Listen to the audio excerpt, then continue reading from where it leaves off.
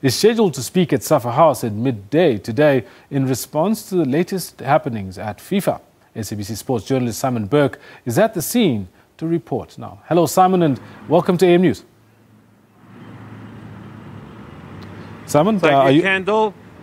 It's the noonday gun is about to go off, and we're going to hear some more revelations to do with this story. It's a blustery SAFA House that you find me at.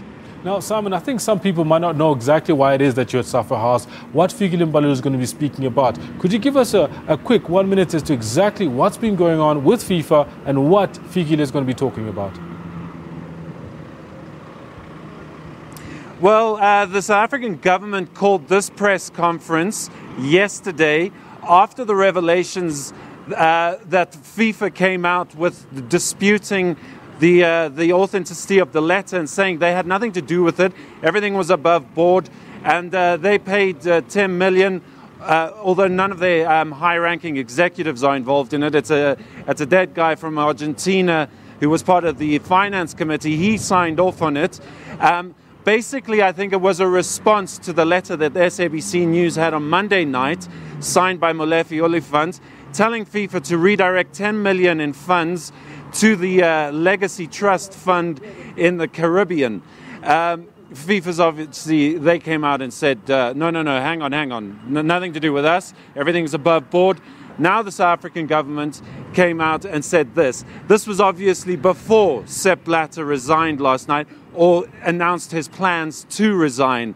So it's going to be interesting to see what happens today. We do know that Fikile Mbalula will be addressing the media. With him, he'll have his right-hand man, the DG of Sport and Recreation, Alec Moemi. That's all we're getting, because the South African government says all responses now regarding this issue, regarding the FIFA scandal, regarding the $10 million has to go via the South African government and not via SAFA, not via anybody else.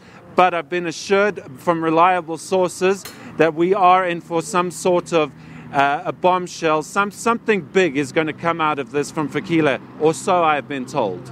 Now, with that said, I mean, one would expect fireworks, especially since yesterday Sepp Blatter resigned, and nobody's actually letting the cat out of the bag to let you know exactly what's going to be said in response to that particular occurrence. Do you know whether there is going to be any mention of the letter itself as to why Fikile Mbalula himself would have written such a letter, and the letter all of a sudden makes an appearance and now it's been spoken of and wasn't mentioned last week?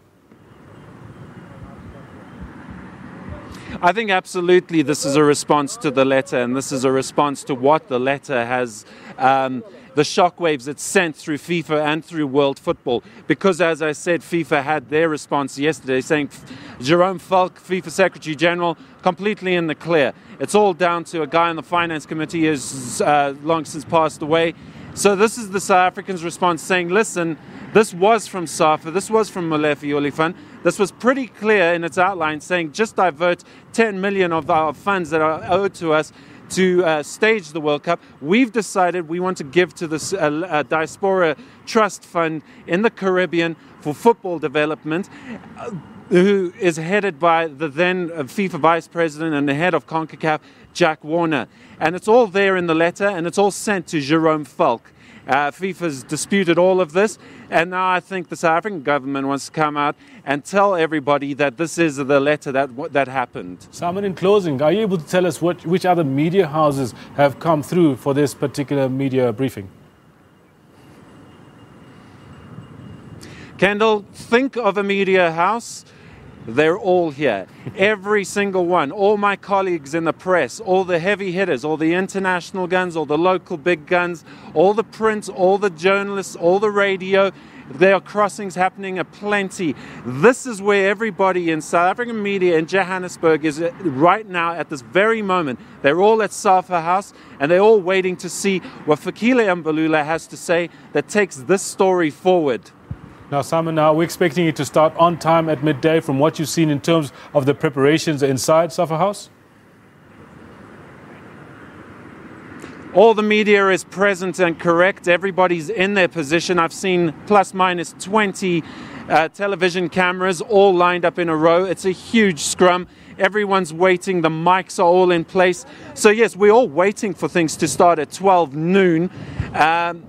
Whether that happens, we know from the past, we even know from Thursday that these don't normally happen according to plan. Even last night, Sepp Blatter's press conference that FIFA called, that was 45 minutes late. So we just have to hold tight and see what happens. But right now, everyone's in place, waiting for the main men to come and take center stage. Very good. Simon, thank you very much for coming through to us and setting the scene for us right there at SAFA House.